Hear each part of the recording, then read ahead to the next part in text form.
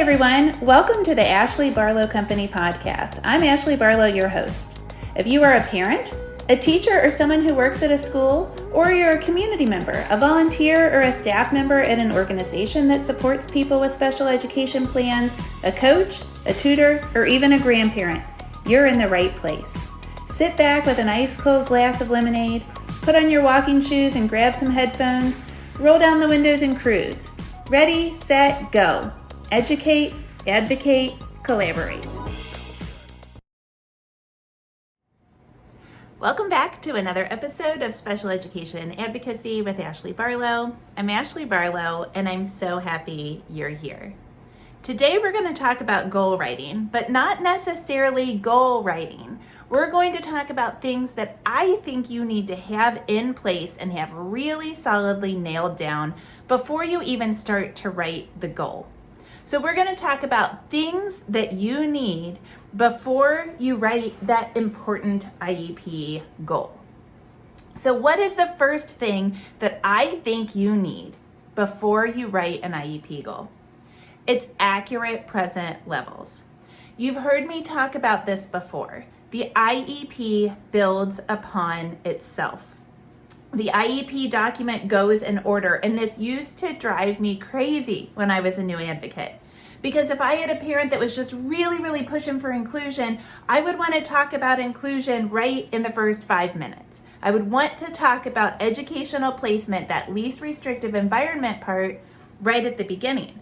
But guess what? It makes sense that we don't talk about it until the end because the IEP has to make sense. It has to build upon itself.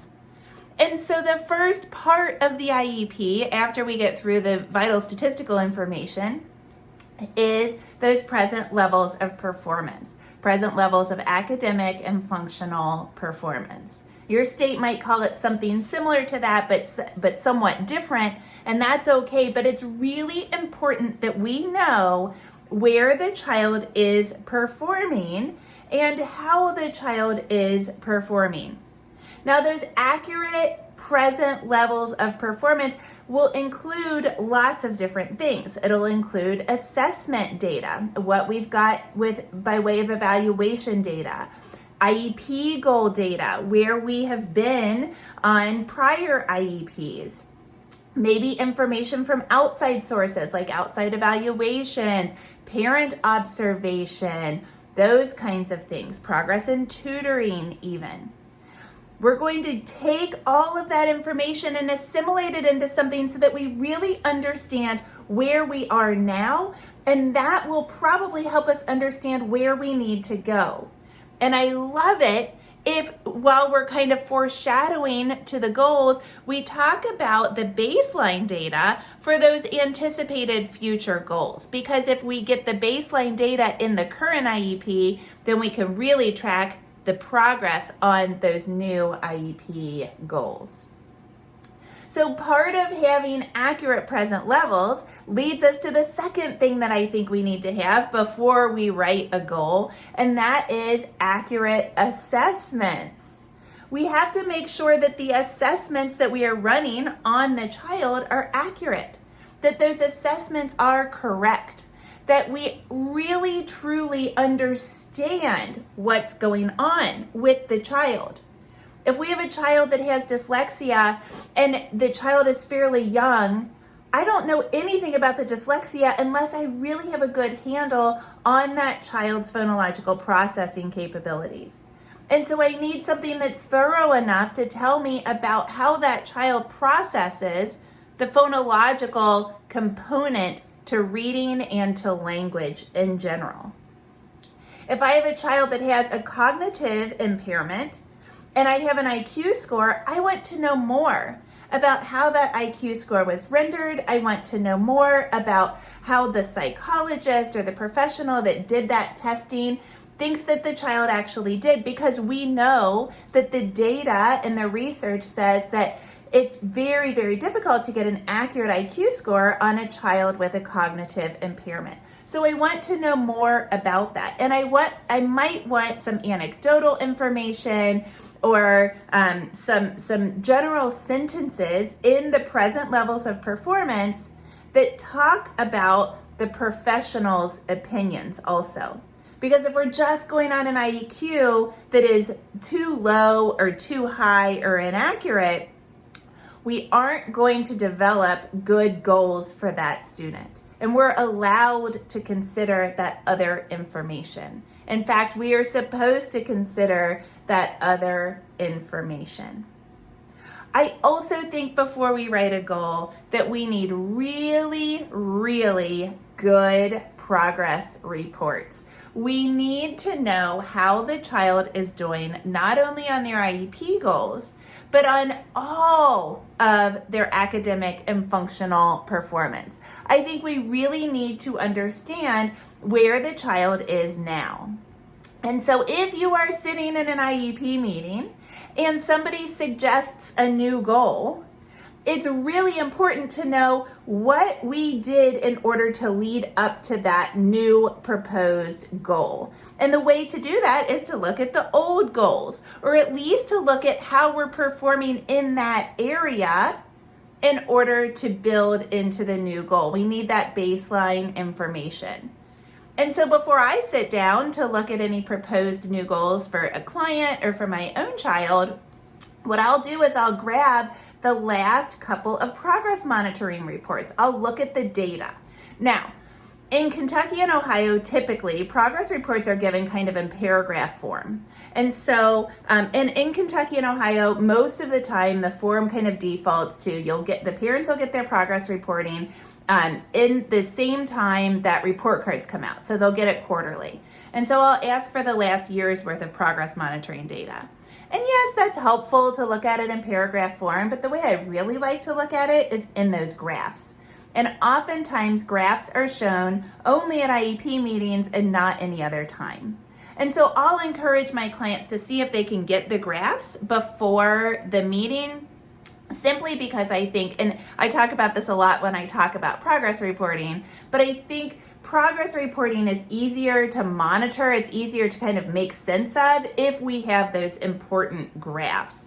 And so oftentimes I'll say, this is helpful to look at it. And if I just have it in paragraph form, sometimes I can even kind of jot progress there. But typically, if it's in paragraph form, the teachers have averaged the progress. So they might say over the last 5 times, they're achieving, 68% accuracy or something. And I'm like, well, was that 90, 90, 90, 90, 10? Did that 10 pull a 90 average down really low? And so if you can get into the kind of more nitty gritty data, really look at the trend line, really look at the progress, you might be able to find outliers. You might be able to find days that were just kind of bad days, or days that were really good days, or days when we had, some external motivator or something like that. And so I think it's really important that we have that progress monitoring data, but that we can make sense of it. And that's why I say we need accurate present levels. We really need to understand the progress monitoring aspect of it. Now, as I said, I don't think it's super important to have progress monitoring data that's only for IEP goals. I think it's also important to kind of note progress on proposed goals. So if somebody's pulling a goal out of seemingly out of thin air, a goal that we haven't worked on for a child before, that's great. Now we're expanding our curriculum, we're expanding kind of the breadth of our education. But what I want to know is, where are we now? And where have we gone in that particular aspect? Is this something that's always been hard? Is this something that was newly introduced? Is this something that's new to this grade level's curriculum? And where are we in this? Put this into context, both in kind of the general education world and then also the student-specific special education world for me, so that I understand before we write the goal where the strengths and weaknesses lie and where we kind of are on that goal. That's kind of the whole idea to all of this, is we need to understand where we are vis-a-vis gen ed and vis-a-vis the student-specific special ed component of that, whatever the skill is that we're going to be working on with that IEP goal. Okay, so that was number 3. Number 1 was accurate present levels. Number 2 was accurate assessments. Number 3 was progress reports. That leads us to number 4, classroom data. I always say that my favorite year to advocate for children is in kindergarten, because so many of those kindergarten report cards have data that isn't IEP specific. They have data that isn't data that we get in other grade levels, quite frankly. You know what I'm talking about. When you get the kindergarten report card, it oftentimes tells you how many letters the child knows, how many capital letters, how many lowercase letters, how many letter sounds the child knows, how far the child can rote count. We get this information that's based on typically the kindergarten curriculum for the state, and it's usually like a front and a back, and it's usually like pretty informal. The teacher might just circle letters as the child gets them or misses them, etc., etc. But that information is so vital. I oftentimes say I wish that we kept that up with the other kind of benchmarks, the state benchmarks, or kind of like the next benchmarks in reading, the next benchmarks in math, like skills build upon themselves. Why are we not keeping, even if it's just quarterly data, on that information? Well, there's a solution to that. While schools might not be required to do that, and while it might be, you know, in a pie in the sky unicorn world, it might be best practice to do that. I don't think that we can force that upon schools. And so if you have a unicorn of a teacher, you might suggest it. But we as parents can do that at home. On your state's website, your state Department of Ed website, you can find the curriculum for each grade level. You can find the science curriculum for 1st, 2nd, 3rd, 4th, 5th grades, etc. You can find the social studies and the language arts and the math curricula. And you can download those. And what you might have to do is you might have to go backwards to find where your child is now, you know, and your child might have some 4th grade skills, some 5th grade skills, and some 8th grade skills, and that's all okay. But the curriculum should build upon itself. And so what you should be able to do is you should be able to very informally assess your child to see where your child is on those skills. And that information can be super helpful to help you fill in the gaps, to help you identify areas of need, because those goals address areas of need. And so if you can identify the gaps, or if you can identify even the next place that your child should be, the next skill that your child should be learning, then you can suggest goals in those areas. Now, I'm going to issue a very, very serious warning here. Don't go overboard. The first time I suggested this to a parent, the parent went entirely overboard and came in and was going to suggest like 25 goals. We don't want that many goals. In fact, I'm kind of a proponent of fewer goals rather than many goals. And maybe I'll do a podcast on that at some point. We don't want too many goals. We want to work on what is kind of what we can prioritize. So yes, you might develop a list of 25 skills that you think your child needs to work on. And then you might say, okay, which one of these are going to get hit in general education? And which one of these that remain do I want to prioritize for this year? What can I work on outside of school? What can I work on in the community? What can I work on in private tutoring, etc., etc.?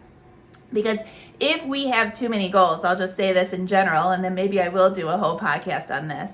If we have too many goals, then our child is just constantly inundated with that specially designed instruction and doesn't get a whole lot of access to gen ed. The more goals we have, the more special education kind of work, specific work that we have to do, and that can affect lots of things, including educational placement, least restrictive environment. So we need that data. We need that classroom data. What is happening in the classroom and what's happening kind of vis-a-vis the general education world. That is number 4. Now I've alluded to number 5 already, clear baselines. any goal that is suggested, I would love for this to be written in present levels. But even if it isn't written in present levels, I think it's super important someplace to document the baseline. If we are suggesting a new goal, it is very important to know where we are starting. It is very important to know where the starting line is. You know, on social media, I oftentimes talk about this new, I'm not even going to call it a habit or a skill or sport, because while I am getting better, I don't know that I will ever identify as a runner. So let's just say I oftentimes talk about my intro to running. And I have a long kind of storied history with wanting to be a runner. I don't know that I will ever identify as a runner, but I'm having a go at running. And so let's take an example of running. I am 43 years old and I just started running ostensibly for the first time in my life. And so if I set out on day one of running at 43 years old, having never run further than like the mile that you had to do in 6th grade, and said, I want to run 3 miles at an 8-minute per mile pace within the next 2 months, I would have been crazy. How could I do that without knowing where I am now?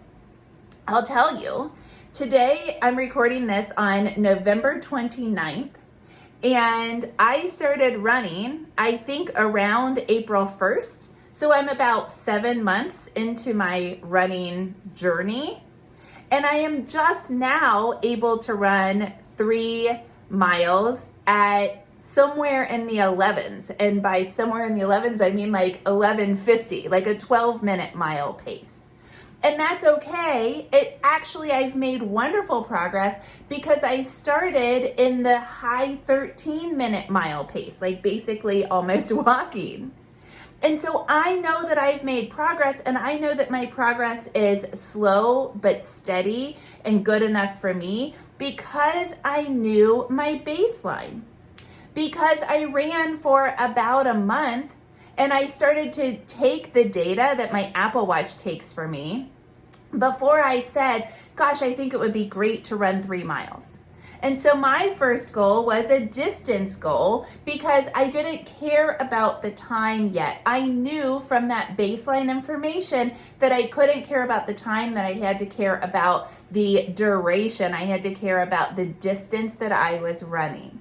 And so I built up to 3 miles, and then I started trying to go a little bit faster and a little bit faster. I needed that baseline data in order to make reasonable goals. And in IEP world and special education, we are making annual goals. So it's super important that as we plan for an entire year, that we know where we start. We can't make goals unless we know where we are. And it's very important, therefore, that we have that baseline data. And then number 6, which I think is super, super, super duper important, the big mama of importance, is really knowing our students' strengths and weaknesses. Because we can't develop goals unless we know how we're going to teach them. Kind of sideways, just smacked right up against the goals, is the specially designed instruction. How are we going to teach the child in order to help the child make progress on these goals? And we can't do that unless we know the child's profile, unless we know the child's strengths. So if you aren't watching this on YouTube, pretend that I have the bottom of my hand sitting like an oyster shell. And the top of my hand is going to be the top of the oyster shell. And so I'm kind of cupping the pearl with my hand on the bottom and my other hand on the top. And now I've made what you probably think of not so much as an oyster shell, but as a clam shell, right? And it kind of can hinge in the middle at my wrists. And so what we do in special education is we support the child's needs. That's the bottom shell. We support the child's needs. We identify the needs, and then we support them, and we teach them, we capitalize on their strengths, and that's the top shell. So we put the pearl in the middle, the strengths, the needs. And we cup those, and then we address them with the child's strengths. So we need to know, is the child super duper good at writing? And is the child super motivated by writing?